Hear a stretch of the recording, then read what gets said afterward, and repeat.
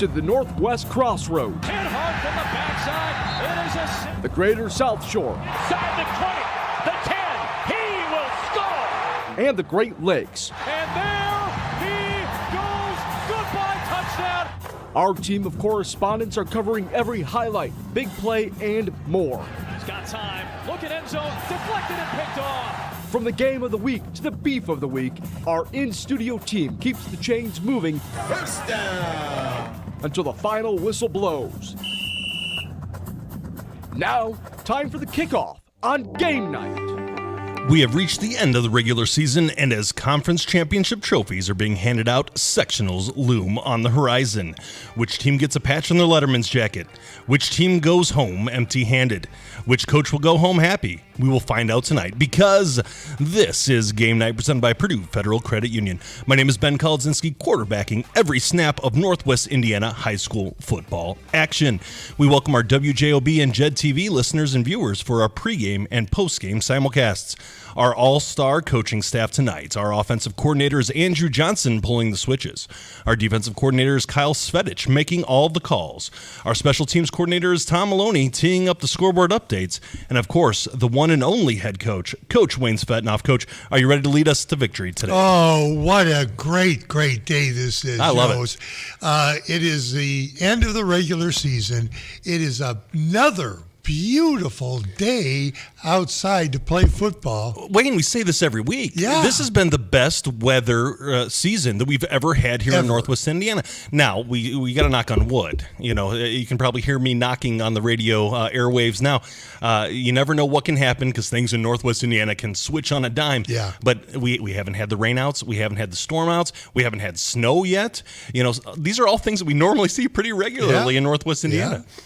So it's a great time of the year, and these games now, it's the last game of the season. Every coach, I don't care what your record is hoping to get a victory tonight for a positive sectional beginning of the sectionals next week. Yeah, you want to take that momentum into the postseason, right? And nobody wants to be flat. Unless you want to be motivated going into the postseason. But the bottom line is you're always better off winning than you are losing, especially in the final game of the season. And we've got some good games tonight. We have conference championships, as you said. Yes, we have other good games that we'll talk about throughout the night. But you know what? We're going to start with a little bitty quiz for you. Oh, no. Yes. All right. We'll see how this goes. I'm getting caught off guard here, folks. Let's see how this goes. You know, teams this week and this through the 9 weeks have done a lot of scoring, but there's one team in the area has scored more points per game than any other group. Now think about it, and who do you think it is? All right, let's give some ideas here. You've got some really dynamic offenses. Yes. You've got the Hanover Centrals. You've got teams that have been extremely dominant, like Crown Point. And it's been a running clock for almost every game for both of those teams. Yeah. But Hanover Central did get blanked last week. Oh, gosh. Oof. I'm going to have to go with Crown Point. What do we got? Crown Point? Okay, well, it's not Crown Point. It's not Crown Point? Okay. Nope. All right, who do we got? Only other undefeated team in the area, the Griffith Panthers. Wow. Crown Point is averaging 44.5 points per game. Griffith is averaging 46 points per game. So Griffith Panthers. So, we've said all season long that they kind of were a surprise this year because they weren't, by record-wise, they weren't the best team last year. But, their coach, Phil Mason, he said that they were young and they were hungry, and that another year of getting the culture under their belt and getting into this program and moving forward, they're going to be tough. And look at them now on the verge of having an undefeated season. But before they do, they have a big game tonight. So let's lead into our game of the week. We've got Wheeler traveling on the road to Griffith. Oh, my gosh. You talk about a lot of offense in this game. This is going to be a lot of fun. Yeah, it really is. It's at Griffith, and Wheeler has come on very strong late in the season. Right. They're in our top 10 poll now, and they're playing well. But I'm telling you, this Panther team is really, really scoring points, and they are good defensively. Yeah, you don't become undefeated by not being able to handle both sides of the football, right? So, they're well coached, but then again, so is Wheeler. Sure. These are two of the better coaches in Northwest Indiana and two of the better programs here as of late, particularly. This game is going to be very interesting. Tell me about Griffith a little bit here, Wayne. Well, they're coached by Phil Mason, and he's a state-winning coach at other programs. He's turned around a number of programs, whether it be Andrean to, Michigan City, okay? So he is really, really good. Right. Griffith has a very good offensive line, and they're still young. Mm-hmm. Last year, Coach Mason told us that they were playing sophomores mostly and a few freshmen. Think about next year and see what that's going to be. Even better. So they're going to continue to grow this program that has seen some success historically. They have absolutely been a powerhouse, in years past. Russ Radke was a coach there, and he had a lot of success there. And it seems like Mason is bringing them into position to be just as dominant. But another team that has had a lot of history and a lot of success around here is Wheeler. Tell me about the Bearcats. The Bearcats are led by Nick Testa, a outstanding coach. And again, when I look at this game, I know Coach Mason very, very well. And, I really think that he has done a great job. But Nick was a student and a player, basketball player for me, and a good one. This is going to be a good game. I predict this will be a high-scoring game. I would imagine it'll be a high-scoring game, particularly with Wheeler's known offensive ability to score. And now that you've enlightened me that the number one scoring team in Northwest Indiana is Griffith, there's going to be a lot of points here. But I need a promise from you, Wayne. Yes. We need nothing but pure, unbiased journalism here today. Not that I'm questioning your professionalism by any means, and not that I'm stating that I am, unbiased in my reporting either. But it's going to be a very interesting game for you. A friend and a student heading off, and for our game of the week, it's going to be very interesting. Yeah, it really will, and I know it's going to be a good one. Oh, of course it is, and whenever you're the game of the week in Northwest Indiana, a lot of attention here put on this, and it's going to be a fun game for sure. All right, so we've had our game of the week, and let's move on to our beef of the week. Two of the premier programs in Northwest Indiana. You have Lowell at Andrean, and Gary Graven's going to be covering that for us, and we'll get a call from him shortly. But our beef of the week, these two teams absolutely hate each other. They don't like each other very well, I'll tell you that. But, this is a situation where both are playing well right now. This is where you want to play well at the end of the season right now. Lowell really put it on Munster last week. Their quarterback has really begun to take over that program. Now, he's a junior, I believe, and it's a situation where the records are really, doesn't reflect how good they are at this point in the season. Lowell traditionally starts slow and then builds, and they have been doing that right now. And, Andrean shuts out Hanover Central. My goodness. That was 3-0. My goodness. I couldn't believe it. That is the pitcher's duel of all pitcher's duel. It doesn't get much closer than that unless it's 2-0. But let's just put it this way. To shut out Hanover Central is an impressive feat in itself. Defeating them is a impressive feat in itself. So Andrean is really coming into their own right now. And like you said, Lowell starts slow historically and then builds and becomes pretty powerful here in the postseason. Andrean's schedule's really tough to begin the season. If you look at these two records, Lowell at 4-4, Andrean at 4-4. So this is a pretty evenly matched teams. It's going to be interesting to see how this one turns out. You think the pitcher for the Mets, Mencia, who graduated from Andrean, is watching this one? Okay, yeah, I'd imagine. I would imagine, it's definitely a lot of eyes are going to be watching this game. That's for sure. It's one of those rivalries that you just kind of you yearn for it. Yes. You crave Yes. this football game. I have covered this game multiple times on site. I have seen some upsets. I have seen some demolishings. Both sides. This is always a fun one for sure. All right, let's look around Northwest Indiana for some of our other games. We've already talked about Wheeler and Griffith. How about Crown Point in Michigan City?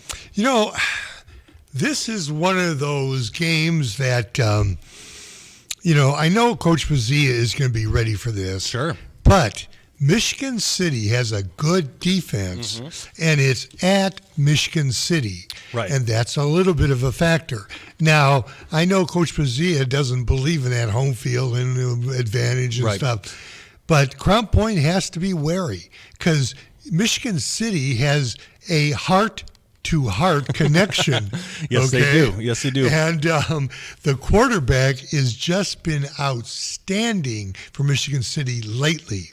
If he's rolling and that defense is as good as we think it is, this can be a better game than people think.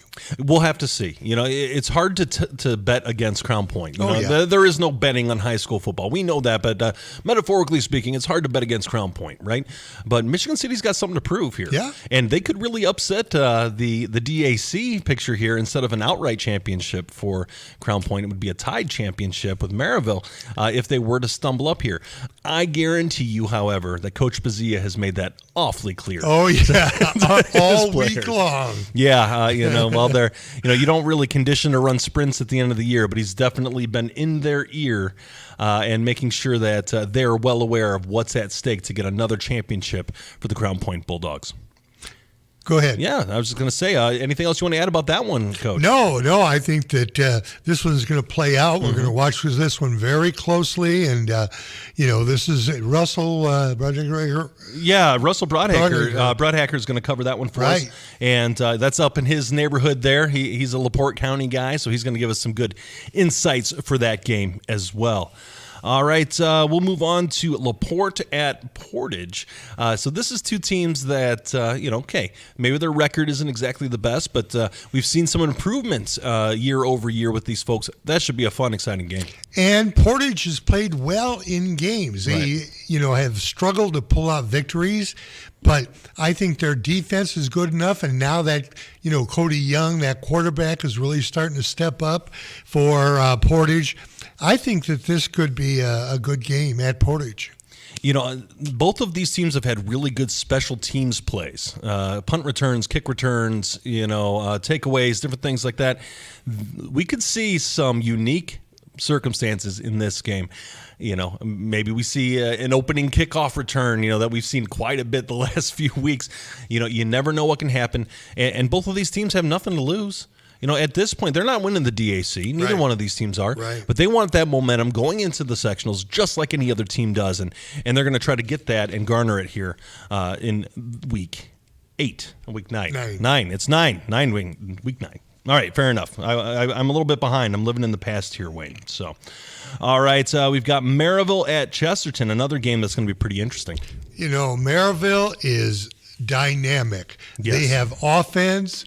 The Sanders quarterback is, runs that option really well. You've got John Peters who catches it and intercepts it. So they've got some really talent. And so does Chesterton. This is at Chesterton. Right. So this could be a trap game for Maryville. It could be. Now, Chesterton's a tough place to play. Yes, it is. When they opened up their new stadium, it's new to me, but I played in it, so it's been 20 years now. But the crowd is always wild. Their band is fantastic. They really have a great atmosphere there, and I think they're going to bring it tonight. Yep, I do too. And even though, Brady McCormick, their quarterback, has not played all season, the backup has just been unbelievable. Sure. He has really been good. Absolutely. And, Maryville can't fall asleep here. I know that the 5A and 6A schools have a bye week next week, and, maybe some teams are looking forward to that. I don't think Maryville, they're too well coached to be able to look ahead because Chesterton is good enough to come up there and bite you. What do you think about that bye week? I'm not a big fan of it. Yeah. I'm not a big fan of it, but I'm here talking about football and not coaching it or putting together the state tournament. So I really my 2 cents is worth exactly that, 2 cents. So, hey, it is what it is, though. Yeah. But I'm also one of those traditionalists that I want a one-class basketball class. Okay. So I'm one of those guys. Let's not get on our soapbox here and go after that sort of thing. This early. If we move on into a basketball show and we get some underwriters for that, maybe we can discuss that. In the coming months and weeks, but neither here nor there. Here's an interesting one. We got Valparaiso at Lake Central. Yeah, it's at Lake Central. Valpo had a nice week last week, and it was Valpo beat Portage, but it wasn't a big pounding. Right. Portage hung with them. Yeah. Oh, go ahead. And I was just going to say that Lake Central, they've had an up and down year. They have a good quarterback in Cam Reddick, but he's a junior, and sometimes they play well, sometimes they don't. And that consistency is going to hurt them tonight against Valpo. It very well could. If they can't be consistent. If they can't be consistent. But it's at Lake Central, a beautiful football complex there. A lot of population. Those fans are really good out there in St. John. I think this could be very interesting for Valpo, who's trying to kind of get their feet back underneath them, kind of right the ship a little bit here. But speaking of righting the ship, we have our smooth, steady sailor. We've got Russell Broadhacker here with an on the field for Crown Point and Michigan City. Russell, what's going on? Honestly, Ben, congratulations for getting that out first try. That would have taken me probably like 4 or 5 goes. But tongue twisters. Nonetheless, Crown Point taking on Michigan City. Crown Point's 8-0 tonight. I would love that underdog or underwolf story in this case because of Michigan City, but Michigan City is coming off of a win last week. They beat LaPorte at home 39-0, and they're hosting Crown Point tonight. So from the few games that I've been able to see City play, they do really thrive at home, so they have that advantage going for them. But Crown Point, just overall, that program is in a league of its own. They are. It is a number 1 in the Duneland 6A versus number 4 in the Duneland 5A. So there is like that David versus Goliath feel to it, and both put up reputable points versus LaPorte. And I know that Crown Point is just steamrolling throughout the Duneland itself. So I know this is the last game of the regular season. It'd be a wild thing to see Michigan City just really put the heat on Crown Point and kind of keep them on their heels, or at least catch them there. But, the way Crown Point's been playing, they are a well-lubricated, well-oiled machine. So I don't really expect a falter out of them. But I am excited just to see it unfold. Russell, I'm excited to see how the Hart combination works today. Crown Point's defense is outstanding. I think they're averaging 11 points or giving up. No, they're giving up 9 points a game. That's amazing. But this Hart combination has really taken off recently. Yeah, Triniston Hart to Kyron Hart. I love calling that every time. Because Michigan City in itself does have a lot of heart in that program. They are scrappy on the defense and the offensive line. Their linebackers, when they blitz hard. When they tackle, they all gather to the ball. So the team in itself, has a huge driving force behind it. As far as, Hart's Triniston Hart behind center, his dynamic kind of play rolling, it'll really be put on the test tonight. I know he's great in the air. He really throws some dimes when it comes down to it. So if Crown Point's secondary is faulty, Hart might have that opportunity to really find those holes and capitalize. He's also great on the ground. So if he doesn't see those options downfield, he's great on the ground and making some reputable gain there. So we'll see how that defensive line for Crown Point holds up with a dynamic quarterback, because I really haven't seen much like Triniston Hart throughout the Duneland. He's a feat in his own. And then Kyron, he can make some diving catches. So, again, it just really depends on how Crown Point pulls out tonight. Just looking back versus Portage, for instance, like Crown Point beat them 58-20, whereas Michigan City held them 9-7. So it's hard to chop it up. I mean, obviously Michigan City can hold their own against reputable teams. They really know how to put some grit to their gristle when it comes down to it. They're dynamic on the field, and their play speed is well known throughout their offensive and defensive side. Like they're just well tuned when it comes down to it when pressure's at their ready. So I'm excited to see them really put it on an 8-0 team and just put all of their skills to the test. So, Russell, we've talked a lot about the heart-to-heart connection, and me as an old wrestling fan, I prefer the Heart Foundation as a nickname, but that's neither here nor there. So we know that there's a lot of dynamic ability here for the Michigan City Wolves. Tell us a little bit about Crown Point. So this is the one thing that I'm a little, not well-versed in. I haven't seen Crown Point this year. I'm really excited. I've talked to, coworkers around Lakeshore, just saying, I get to see this 8-0 team. I know that they went up against Cathedral, I think it was last year. Mm-hmm. And the time that Laporte, in my time of playing, we had just gone to 5A and we were facing Cathedral then. And this is back in 2014. So seeing that, caliber of a team, which just far surpassed anything that we had seen to date, right? They were bigger. They were faster. We honestly thought we were playing like a prep team for Notre Dame. Like these guys were just bigger. I don't know what they were feeding them at lunch, but it was a lot better than what we had. But nonetheless, we were playing the same game. They were just at a different level. And to know that Crown Point is competing with them, I think Cathedral is ranked, I want to say 5th or 4th in the state, and Crown Point is ranked 6th. Like to think that this is happening on in the region is wild. I don't know much about them. I'm Fair a fan enough. that gets to see this happen unfold before my eyes. So I'm just excited to be a part of that and just grateful for the opportunity from Gamenight. But we're about to see just a really great, well-oiled machine, well-coached. I do have Coach's Corner tonight, so I'll be talking to the Victor coach this evening, whether that's Buzea, I don't know if I'm saying that right, Yeah, or Buzea. Coach French for Michigan. Yeah. And then for Crown Point, and then Coach French for Michigan City. So we'll see who I get to chat with, but I'm really excited to see both of these programs duel it out. All right, thanks, Russell. Anything else you want to add before we let you go? Just grateful that you guys are here tonight, dedicating your time to this program, to this channel, and to Lakeshore's overall mission. I think everything that you guys are up to and the dedication, the knowledge that you guys have with this game is valuable within our region. And I just really applaud you guys and your ability to lift up these student athletes and really shine that light on people that are grinding it out day in and day out just to try to make a name for themselves, but also staple their name to a bigger mission. Well, thank you, Russell. We appreciate those kind words, and we're looking forward to hearing more from you as this day goes on. Yeah, we'll talk soon, guys. All right, thank you much. That was Russell Broadhacker with an On the Field for Crown Point at Michigan City. Well, all right, so we're going to move on to another On the Field segment. We've got Gary Graben with an update an On the Field segment from Lowell and Andrean.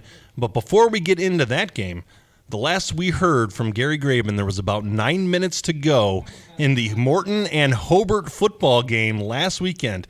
That game went wild, and it went on and on and on, and I got home before that game went final and watched the last few possessions in my living room, and I do not live close to the station. Gary, tell us about that game. I just got back about an hour ago. It was we'll get into this a little bit here, but it was one of the two most incredible games I have ever seen in my life. That game, when we left off, was going to be heading to overtime. There was still some time left, as you mentioned. But at 48-48, it headed to overtime. Morton had the ball first, and by this time, Morton was starting to assert themselves offensively. They had run countless plays, and this Hobart defense was exhausted by this time. Deshaun Wood started the overtime with a touchdown run, extra point good, making it 55-48 Morton. Hobart countered with Willie Shearer on a touchdown run, a 3-yard touchdown run, tying the score at 55. I wondered at that point if Hobart just might go for two and settle the game right there because, again, the exhaustion was setting in. In the second overtime, they had the ball first, and the key moment here was that Morton was able to hold them, and Hobart had to kick a field goal, making it 58-55 Hobart. But at this point, you just had the feeling that Morton was going to score, and again, it was Deshaun Woods scoring to win the game 61-58. Now, to go through this, Morton had 9 touchdowns in the game. Hobart had 10 different scores and played scoring bingo. They had 5 offensive scores, 1 defensive touchdown, 1 kickoff return, 2 field goals, and a safety. So this game, again, ending up 61-58, 119 points scored. Keep in mind it was 7-0 after 1 quarter. Wow. So all of that other scoring happened after the first quarter. And this harkens me back to a game I did for the Lakeshore back in 2013, also featuring Morton, but this time it was at Westside. This was a regulation game that ended up 63-56. Some of our longtime listeners might remember that Morton had scored to take the lead, had about 10 seconds left in that game, and kicked the ball, and Westside started on one sideline, and the kickoff returner was able to work his way all the way across the field and had one man to beat to tie the game, but the last man brought him down. That game ended at 10:25 p.m. This game ended at 10:50 p.m. And there were no long injuries. This was that long a game. Morton, a lot of the time, he was either incomplete passes or being pushed out of bounds. We talked about how in high school the clock stops on every push out of bounds. And this game just went 3 hours and 50 minutes. And when you think about 3 hours and 50 minutes and you can drive almost to Detroit, you could drive to Louisville in that time period. But just the most amazing game there. It'll be interesting to see a little bit with Hobart tonight. I know they have Highland, but it'll be interesting to see if they're still a little exhausted from that game. Morton has East Chicago tonight, so they're a heavy favorite there. But Hobart really was taken to the limit last week, and certainly I'm sure Coach Schreiber is going to use a lot of players tonight to keep these guys fresh as we head toward the sectional. You know, Ben, and that's why we put our best correspondents on the best games in the area. Yep. You know, I will just tell you that's 4 overtime games in the last 17 regular season games. It's kind of incredible how lucky you've been. I'm sorry, lucky? Yeah, you're getting extra football for free. That's awesome. Lucky is finding a $10 bill in the parking lot. I didn't find a $10 bill in the parking lot. All right, well, So I think incredible. But we move on to this week. And at this week's game here, Lowell at Andrean at Father Eckert Field is now a lot more meaningful after what Andrean did last week with that incredible 3-0 victory over Hanover. Talking to some of the Andrean people, this team has a new spring in their step after beating Hanover. If they can handle Lowell tonight, they will have a share of the regular season title. I don't think they were necessarily thinking that way a few weeks ago. Both these teams are 4-4, so whoever wins tonight is going to have a winning regular season. And we'll see, because Andrean is getting healthier. Big Ben Novak, the